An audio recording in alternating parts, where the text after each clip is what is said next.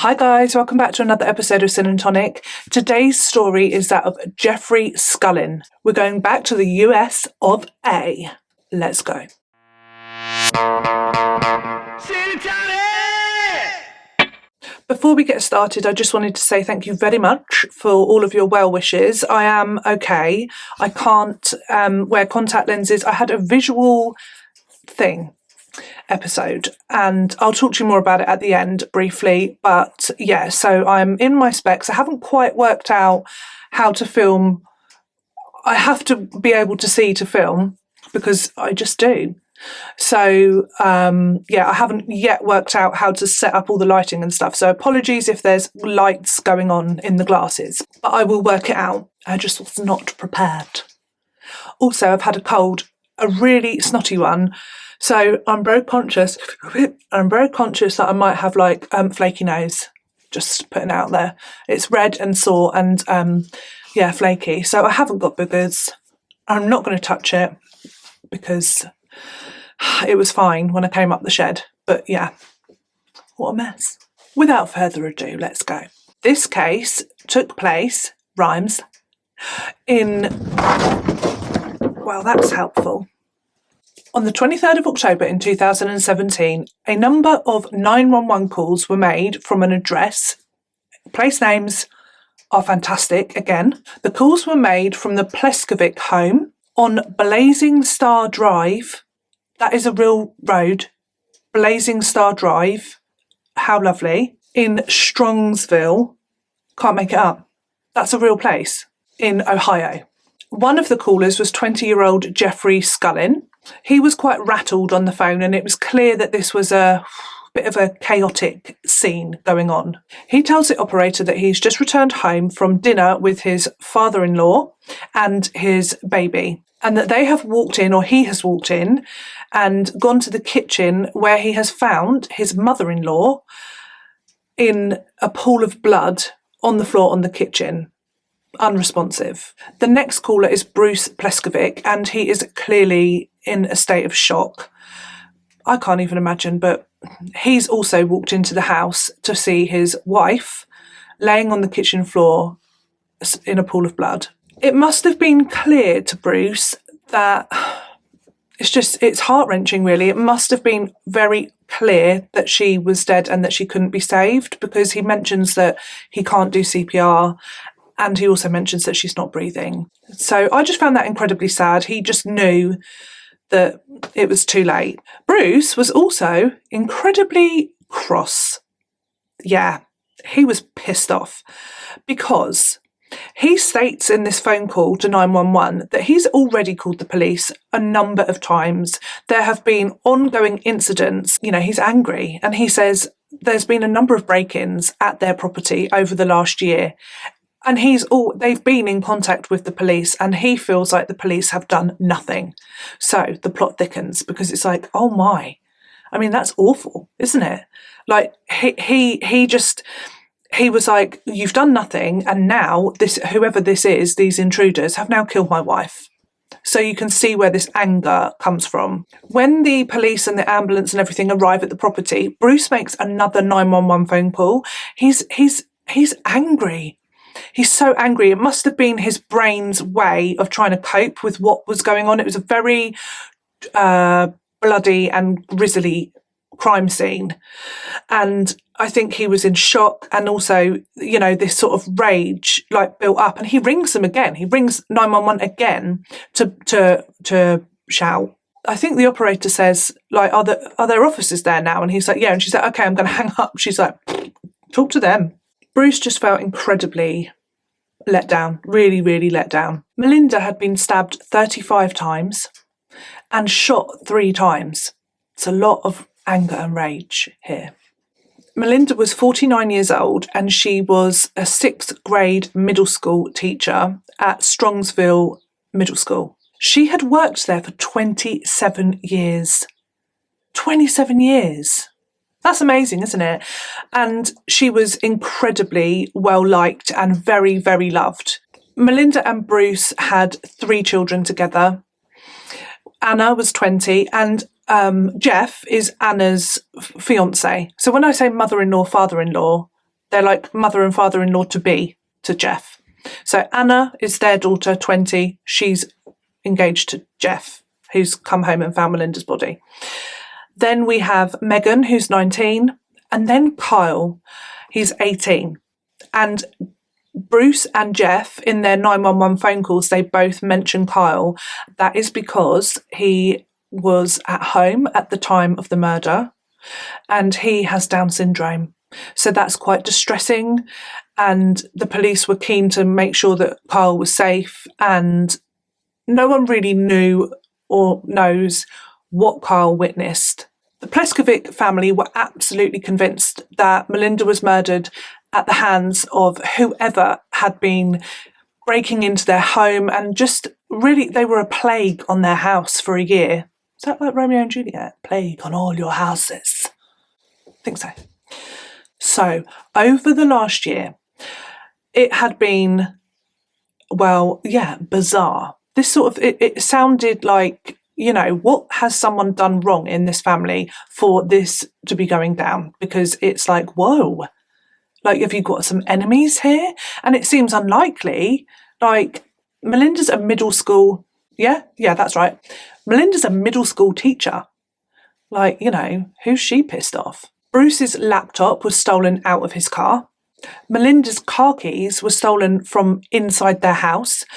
It's just such a violation, and I feel so sorry for the family, because this whole year, like, that is tormenting.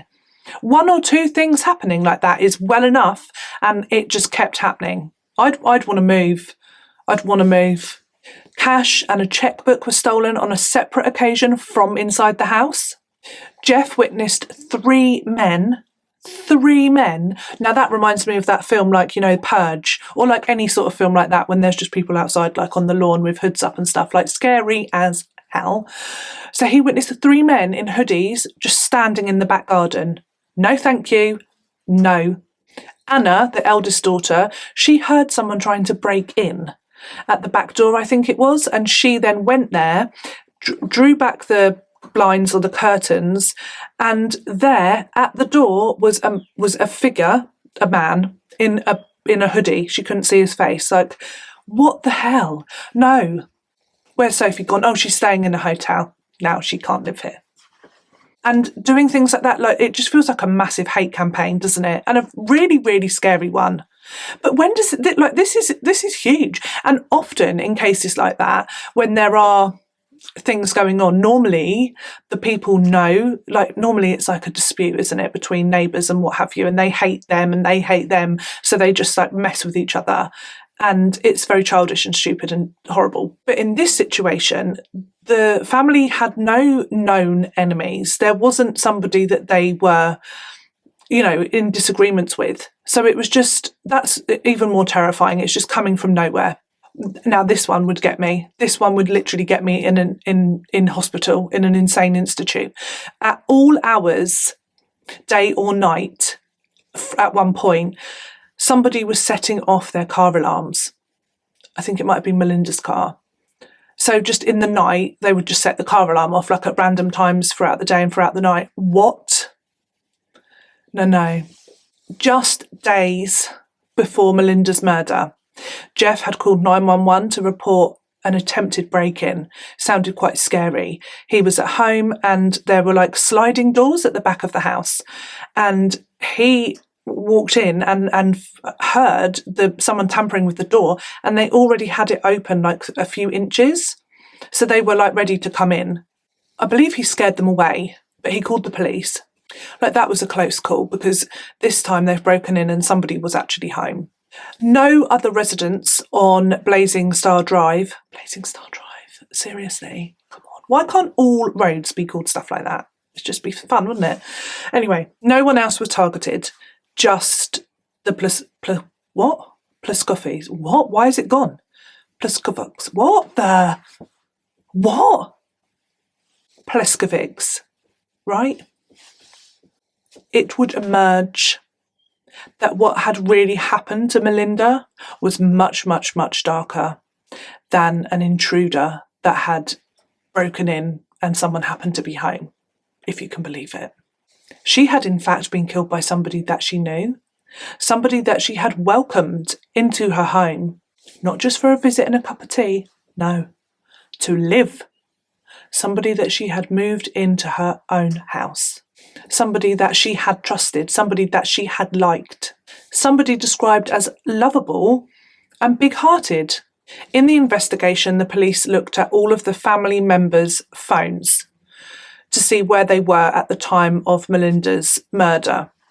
I think that's really common, isn't it? Look at the clothes. It's not, you're normally murdered, I think, by someone that you know. Isn't it normally a spouse or something like that? Sorry, I'm not used to wearing these yet. I'm going to try and embrace it. I'm going to go for some funky frames and stuff. Get my lighting sorted so it's not in my lenses. But yeah, I'm just not quite used to it. I can't open my drink. Oh. Now, these phone records showed that easygoing, big-hearted Jeff was not actually where he said he was all throughout that day. He had been telling fibs. His phone was at home at the time of Melinda's murder. In his interview, he said no, he'd been at home at 12:30 and he'd seen Mel at that time and they'd had a conversation. He then claimed that he went to his dad's to rake some leaves, and then he went to his aunt's to rake some leaves there. Very helpful. And then he headed to Applebee's. Applebee's sounds good. It sounds a bit like what we have here, like a harvester or something. Fill me in the comments, like what I did have a little look. Is it sort of like, I don't know. It sounds like a harvester here. You wouldn't know what that is, but yeah, food looks good. His phone said that, what he was saying he had done was not what he'd done. So he becomes suspect number one. Jeff was Anna's fiancé. They were high school sweethearts, and Anna had fallen pregnant the year before. She was 18. And at that time, Melinda and Bruce invited Jeff into their home, and Anna and Jeff would move into the basement. So they lived down in the basement. This was so they could save up some money so that they could move out. They were quite young. And also so that, because I guess they were quite young, Melinda and Bruce would be there to support the couple and help them. Having a baby is hard. The couple were also planning on getting married, and they had booked a date of the 28th of October 2017. Anna, she worked at Applebee's. She was a waitress there and she took on quite a lot of shifts. And Jeff, not so much. Jeff was, I don't know, otherwise engaged. He was at home, kicking back. And then when baby Aurora was born, it would seem, became the sole caregiver, and Anna continued to work at Applebee's. There was some mounting tension in the family around the time of Mel's murder. I'm reading between the lines, but I feel like Jeff perhaps didn't pull his weight, or was perceived not to pull his weight in the family. Also, Mel and Bruce began discussing how it was quite interesting that Jeff was, Anna once, but Jeff was really the only person that ever actually saw the intruders into their home. More importantly, though, what they did realise when they were discussing everything was that all of these incidents had only begun since Jeff had moved into their home. So could Jeff be the reason why the family were being targeted? Also, Jeff, it sounds a bit like Jeff was a bit like failure to launch. Like they were just, I think he frustrated Mel. Again, this is my speculation on what I've read, but I think he did. I think she was a bit like, oh, come on, like, get up and go. So when they were planning the wedding, so Melinda and Anna were, bonding motherly daughter time, planning their wedding, and they asked Jeff to send out his invitations to his side of his family, and they also asked Jeff to pay for his family, I'm guessing, because he didn't have a job. So I think what they were saying is, this part of the wedding is on you and your family. So they wanted his family to pay for the venue. Melinda was very suspicious about everything because she just had this feeling that he wasn't sending out his wedding invitations. And he kept saying that he'd paid for the wedding venue. But then on the 14th of July, you always get found out in these lies. 14th of July, the wedding venue ring, Melinda to say that he hasn't paid. He's tried to pay 14 times and the card has declined every single time. And if they don't pay by, the next day, their wedding venue will be given to somebody else. Melinda was cross and she tried to call Jeff about it, but actually he had been in a car accident and he was in the hospital. So she just had no other choice. Mel just had to pay for the venue. I think it was quite a lot of money as well. So they've already forked out for most of the wedding, I think, and now she was paying for that. So she was cross. It was said that in the lead up to Melinda's murder, Mel and Jeff were butting heads quite a lot. There were incidents where, Bruce described Jeff as, nice and easygoing and stuff, but he could get fixated on something, like being right about something, or, one of those people that quite likes to have a bit of a debate and in conversation. I am not so like that at all. I find that really uncomfortable. You have your opinion, I'll have mine. I don't want to be debating it, thanks. Otherwise I'd join one of those teams. It just makes me really uncomfy. I don't find pleasure in that. I know some people do. Some people love having debate sort of filled conversations, and that's great if you both like that. But no, it makes me really uncomfy. Anyway, it sounds like Melinda and Jeff weren't too bothered by that, but that he would just keep going, and it became personal. So he would then sort of personally attack Melinda about what her thoughts and, her opinions were. Well, that's no good. We don't need that. No, that's not a healthy debate. That's, you're just a weirdo. Bruce also said that Jeff at this time just sort of I don't know how it came about, but he just sort of mentioned to Bruce that his dad didn't like Melinda. Well, why say that? Why say that to her husband? Oh, by the way, my dad doesn't like your wife. Okay, good one. Again, keep your opinion to yourself. Shush. And this was a bit of a red flag for Bruce because Jeff's dad didn't know Melinda. They were not having dinner parties together. They didn't know each other at all. So for him to not like her was bizarre in itself, and also the fact that he had just told Bruce. Despite this, Mel and Bruce tried to organise a big sort of family dinner between Jeff and his family and them. Jeff's parents declined. So you would be thinking, okay, they have got a problem. This is what have I done? One day in October, Jeff announced to Mel and Bruce and Anna that his mother would like to take them all out for dinner to reimburse Mel for the cost of the wedding venue. And that seemed okay, that's really nice, isn't it? She's obviously thought to herself, we're not contributing here and whatever. Or maybe Jeff had told her the truth that he was meant to pay for it and he didn't. So it seemed like a really nice thing to do, and that they were going to go and have this family meal.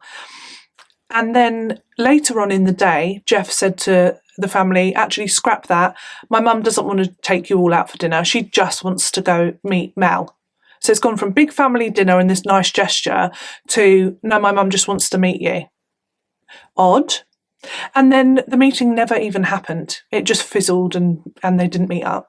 Jeff, when he was interviewed about the day of Melinda's murder, he said to the police that he'd seen Mel at 12:30 that day. And he said that the plan had always been for the family to meet at Applebee's for dinner. That's what he claims. The whole family were going to meet at Applebee's for dinner. And then when he met Mel at 12:30 at home, she said, I'm going to be too busy for that, so I won't be attending. I won't be having dinner. Bruce gave a very different account. He said there was no family dinner planned. That was absolute rubbish. There was no plan.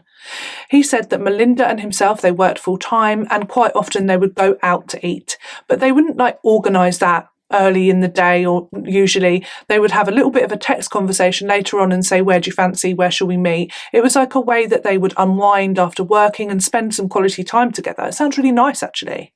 He said that at 4:30 that evening, he got a text from his wife. This would have been around the time that they would organise what they're going to do for dinner and what have you. But this text was unusual, he said. It simply said, meet at the brew kettle. So when he was interviewed, he was saying that normally they would chat. It would be a discussion. It would be like, hi, how are you? How was your day? What do you fancy for dinner? And it would be a conversation. And they would talk about it. And this would be the same. Like, when you know your partner and your husband or your wife or whatever, you know the conversations that you have together.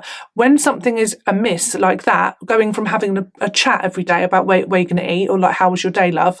And then meet at Brew Kettle, very different. So he noticed that, and he was just like, oh, okay, cool, like, we'll meet there. The Brew Kettle was like a pub, I think. Anyway, where they serve food as well. He arrives at the Brew Kettle. He waits for a bit. She doesn't show up. So he texts her and just says, all right, okay, fine, cool, I'm going to go to the gym. He's about to go to the gym, and then he notices that he's got missed calls and some text messages from Anna and Jeff. And they just say, come and meet us at Applebee's for dinner. So he goes there, he heads there, and he gets there at about 7 p.m. He assumes that Melinda will also be there, and that this has been the new arrangement. She didn't meet him at the Brew Kettle. Maybe she got the same text he did from Anna and Jeff, and she's now heading there for dinner, but she's not there. She's not there, and that makes him feel wobbly. When he arrives and it's clear that Melinda is not there, he asks Anna and Jeff if they've seen her, spoken to her, and they're like, no. So he calls Melinda, and her phone is now off. While they're eating, Jeff tells Bruce, like, oh, it was weird today because when I went home earlier, just before I came to Applebee's, I tried to go home and the garage door code was changed, so I was locked out. Now, this made Bruce panic even more. Like, this is all just bizarre, all odd. So he's like rushing through his meal. He's like, I just need to get home because he's panicking about Melinda. Things are not right. This is weird. So Bruce is rushing everyone, right? Okay. He's like, come on, I need to get home. I need to see Melinda. I'm sorry if I called him Jeff earlier. Oh, good Lord. Anyway, Bruce, he's like, we need to get home. I need to work out where Melinda is. And then when they get to the car park of Applebee's, Jeff decides that he needs to put petrol in his truck. So he's got a big truck and he's got some petrol cans that he's already filled up with petrol from his dad's place. And he just leisurely starts filling the van with petrol, and he asks Bruce to hold the baby while he does so. Now, Bruce says later on that it felt like he was delaying them. Like, it felt like he was biding time, like he didn't want Bruce to be rushing off. He was like, oh, hang on a minute, I need to put petrol in the van, and he was slow about it. In fact, it became apparent that the whole thing was a waste of time. The message to meet Melinda at the Brew Kettle, it took Bruce away. It took him to this restaurant where he wasted some of his time. Then he was asked to come to Applebee's, and again, that wastes even more time, doesn't it, before Bruce actually gets home. And then holding up in the car park, like there is something going on. He said, like, the whole thing from 4:30 onwards was just like someone was trying to hold him up, and he wasn't wrong. When they arrive home, they see that Melinda's car is in the drive. That would have probably been a relief, but also like, what the hell is going on? And they see lights on in the house. When they get to the front door, Jeff is trying the keys that Anna has given her, his house keys, and he's trying to open the door, and he's saying that it's not working. Again, it's like, oh my God, like he's holding things up. And then eventually Kyle answers the door. Bruce mentioned that Kyle's normally incredibly happy to see his dad, but not today. He was very subdued. In his interview, Bruce did share with the police about Jeff's odd behaviour, and that Jeff and Melinda did butt heads, and that they had these quite sort of like angry conversations, really, and text messages, and that Jeff would always go too far and it would become insulting. So Melinda and Bruce had a conversation where they had agreed that Melinda would just step back from her relationship with Jeff, and that it needed a bit of space. They'd also agreed that they probably found each other more irritating because they were just suddenly thrust together, like they were just living together. And that can be really difficult, can't it? So it feels like they were quite measured about it and quite like, oh, okay, understanding about the situation. And he, for not 1 second, could fathom or believe that Jeff would hurt his wife. That wasn't something that even he was comprehending. But when the police searched Jeff's truck, it was undeniable. At this point, it was then undeniable. They found a rucksack and they found a large knife. When tested, that knife showed traces of Melinda's blood. It was the knife that had been used to kill her. They found traces of Melinda's blood in the truck. And they also found tracksuit bottoms that belonged to Jeff covered in Melinda's blood. Really clever boy, like keeping all of the evidence. I don't know why I'm angry about that, because it got him caught. But when you're just like, really? Okay. So when we get to the crux of this, Jeff had brutally stabbed and shot his mother-in-law to be, and then gone and had dinner with her husband. Wow. Something that really angered me, the vein was like going, was the fact that in his interview, Jeff tried to place some sort of doubt and blame onto Kyle. So their 18-year-old son with Down syndrome, he said things like, my baby was scared of him. He wasn't all there. He could have crazy outbursts and stuff, like trying to make it seem like Kyle could have been the culprit and he could have just lost his mind and killed his mum. Even more sickening is the fact that Jeff was a freaking pallbearer at Melinda's funeral. Her funeral was held on the day that Jeff and Anna were due to get married. It wasn't their wedding day. Instead of walking down the aisle as a groom, he was walking down the aisle as a pallbearer, knowing full well that he had murdered the person that he was carrying in her own funeral. I hate things like that. I know that Melinda was gone now at this point and she wasn't there in her body and stuff, but if she was looking down, seriously, get off my coffin. Kyle could not comprehend what had actually happened, and he spent the majority or all of the funeral waiting for his mum to arrive. Eventually, Jeff confessed. Kind of. He confessed to being, and this is such a betrayal in itself, but he confessed to being the person that was intruding.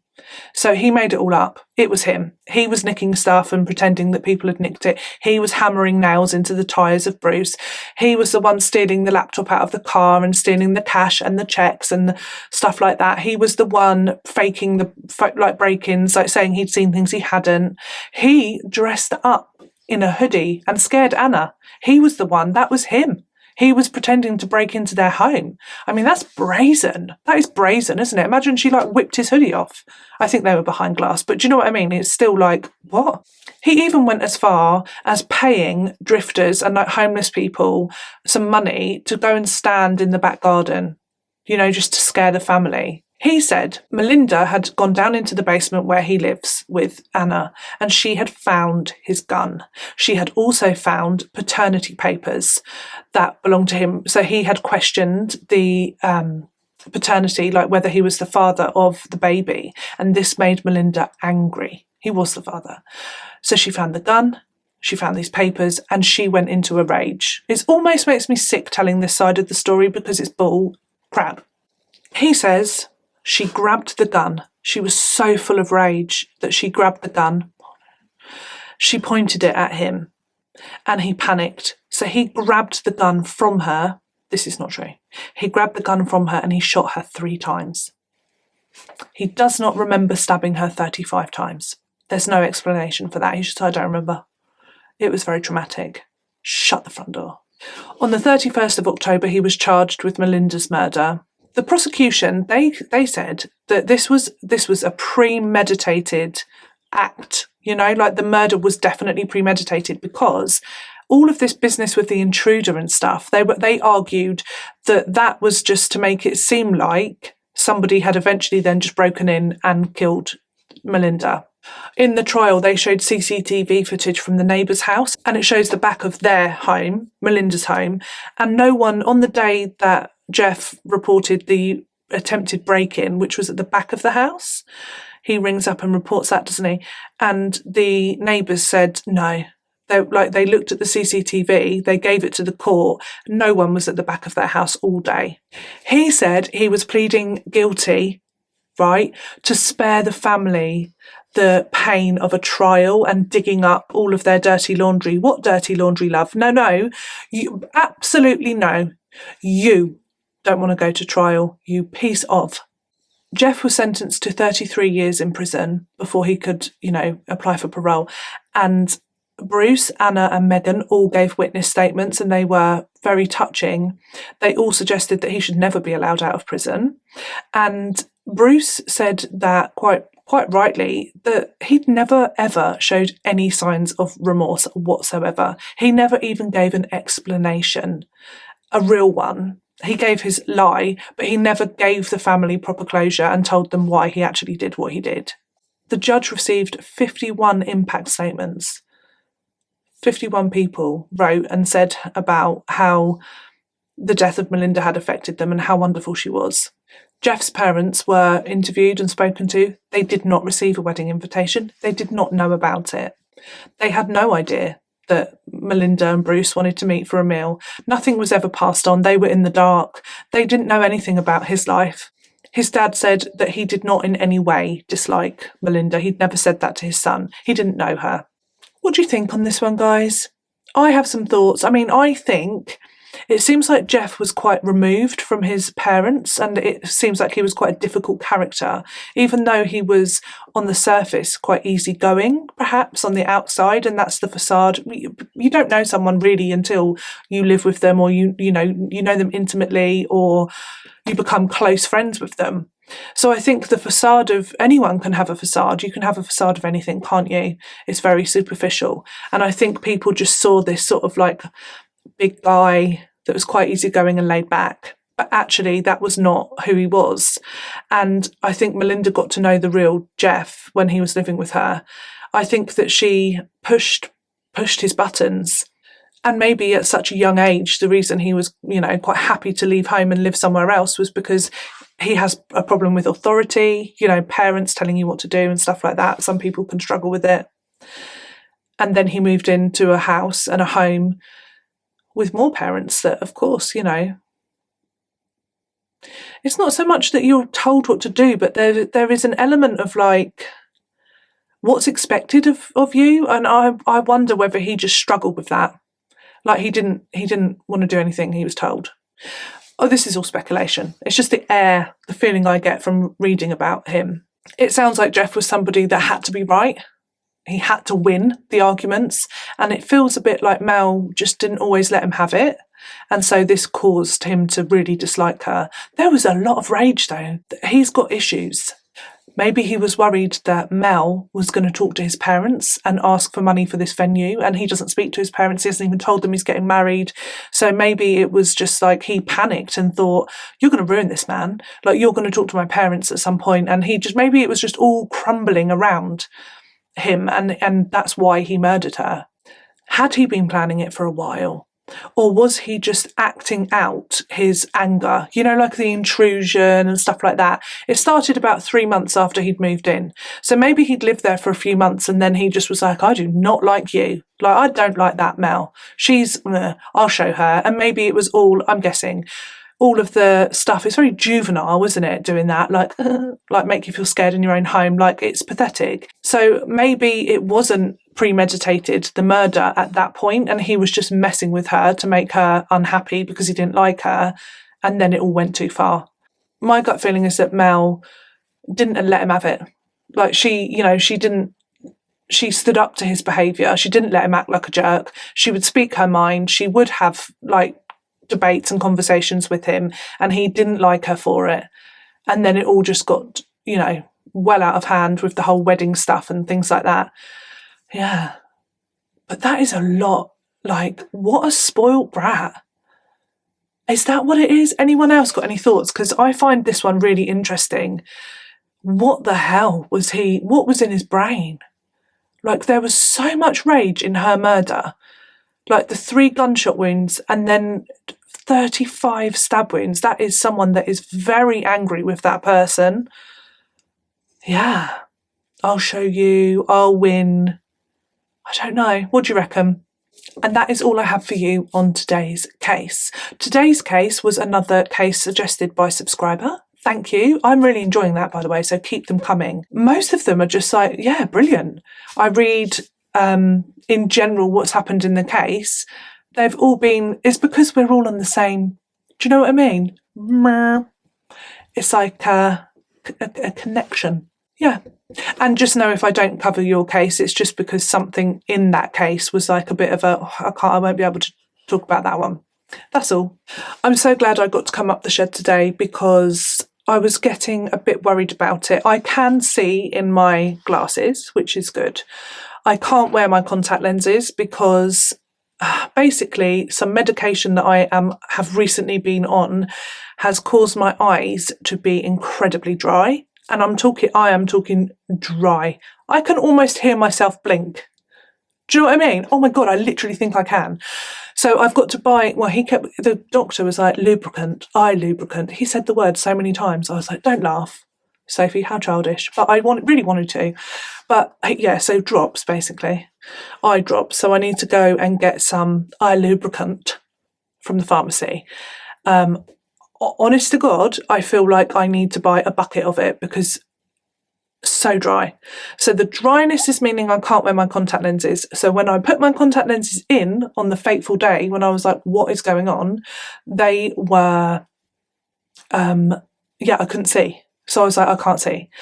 That problem coincided with me having a migraine. And normally when I have a migraine, I have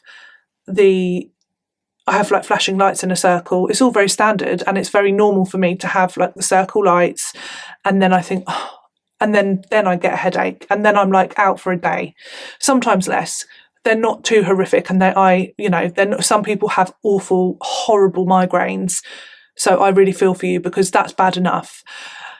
But this didn't happen to me this time. I literally had a story time is safe, by the way. I literally had the vision in this eye, the left eye, just went like this, like it went into like tunnel vision. So I put my contact lenses in one day and I can't see. And then I noticed that I've got tunnel vision in my left eye. And I was like, what is that? It's quite concerning. So I went to the eye hospital, A&E, and just said, this has presented itself to me today. So what? And I had some tests and then I had more tests and then they wanted me to go back because I had gone in the evening time and there were machines that aren't open until the daytime. So I had to do that. And then, and then I had to go back again to see a special doctor. Yeah, so it's been quite the ordeal. But ultimately, I've got dry eyes and I had a migraine. But because the vision happened before, so I had the tunnel vision, never had that with a migraine before ever. And then the next day, after I'd been messed about at the eye hospital, I had a full-on migraine the next day. So they reckon that my vision was just a prelude to the old migraine. And it's now better. It's now like improving. And I've had an issue similar to this before, and that was due to a migraine. So they're not going to do any further tests at the moment. I have to go back in a month and they will reassess. And if I'm the same or better, great. And if I'm worse if I'm worse, then they're going to do like a brain scan and things like that, because there's something that can be like an issue in the nerves in your brain, in the back of your eyes, right? I've had a brain scan for that before and it came back saying it was normal. So I don't think it's that. But yeah, and I am improving. So that's good. But it was quite scary when it's something to do with your eyes, when you just wake up and you can't freaking see and you're like, oh, hang on a minute, I'm looking for a tube. Like, it's just a bit scary. But I'm okay now. And the thing is, I don't normally wear glasses. When you don't wear glasses and then you wear glasses, it feels like you're walking in the sea. Like everything's all weird around you and you have to like calibrate. And it takes like a week or so to get used to wearing glasses, just so you know. So that isn't helpful. Like when you're on the verge of migraine all the time, because once I have a migraine, I'm then like really susceptible to having more. So I have to be careful, like chill, calm, don't drink alcohol, don't have too much coffee, don't have the lights too bright and stuff, all of that business, which is why I was worried about filming, but I'm fine. Do you know what I mean? So trying to not stress. And then I'm like walking like on a boat. That's how it feels like. I nearly fell down the stairs. Jesus. Come on. Anyway, so there we go, fun and games. Do you remember last week I was like, or the week before, I was like, oh, I've got nothing to report. My life is so boring. All I do is write essays. Yeah, good one. Take me back. Anyhow, I am very glad that I got to be up the shed with you today, and I will be back next week. I'm going to try and sort it out so that my eyes aren't rings of light. And yes. Okay. I love you very much. I really missed you. It was so nice though. I'm glad that I used the community post and I posted in there a couple of times my face. And just like a little update, because it still felt like I was like communicating with you and connecting, which was nice. Yeah. Right. I'm going to go and make myself something to eat. Don't know what. Okay. I love you. 100 million billion. And I will see you all next week. Please put your case suggestions in the comments below, because that is just, I'm loving that. I like it. I do. Okay, I love you loads, and I will see you all next week. Have a good weekend.